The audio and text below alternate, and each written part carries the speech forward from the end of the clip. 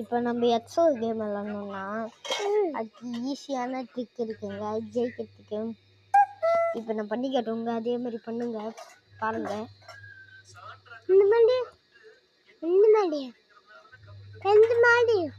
இங்கே டவுன்லோட் ஆகுது இப்போதான்.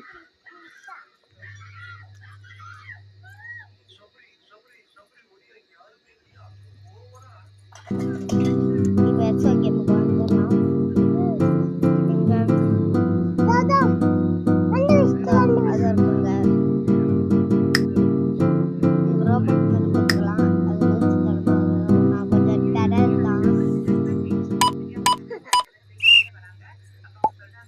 ஃபஸ்ட்டில் இது போட்டுக்கணும்.